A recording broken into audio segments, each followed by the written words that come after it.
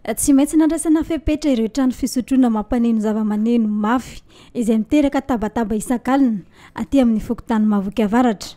Raha tsy ahivina dia saika isan'andro ankoatra ny farany herinandro dia saika enona tabatabatra ny aty an-toerana. Tsy mahazo mihoatra ny ora voatondro intsony ireo bara ireo ary ajaina ny fepetra napetraky ny tompon'andraikitra.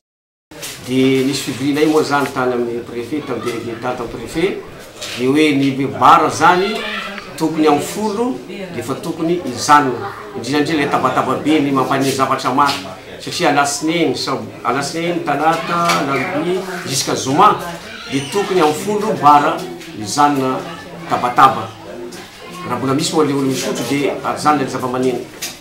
Sabosy kosa iny mba mahazo mbalapatra kely jusqu'à roambin'ny folo izy fa le oalaoala be tabataba be karaha mampaneno karaha mampandihy karaha manao balle dia tsy azo atao ntsony araka ny tatitra tany nivoriana tamin'ny préfet. Misy olo tsy mahazaka ny tabataba io ka isan'andro kosa aloha tsy zakan'ny fiainan'olombelo tabataba mba raha sabosanady izy mangoemby folala reo vao tokony ferme bara.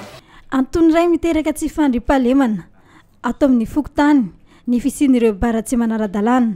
Manao ny fanaraha-maso araka izany ny tompon'andraikitra anivon'ny Fokotany mba hisoroana ny tsy fandriampahalemana aty amin'ny Fokotany.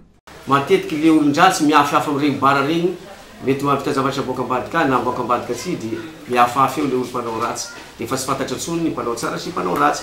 Izany aby antony mba hiregulena le fotoana hisotroana amin'ny bara ka tsy maintsy manara-maso moa zany na Fokotany na mpitondra fahazakana amboreny na polisy regny manara-maso zay aby reo regny. Tsy mipetra-potsiny ny tompon'andraikitra ho an'ireo trano fisotroana tsy manara-dalàna ireo ary mety hiafara amin'ny fanakatonana ny trano fisotroana mihitsy raha toa ka miopefy.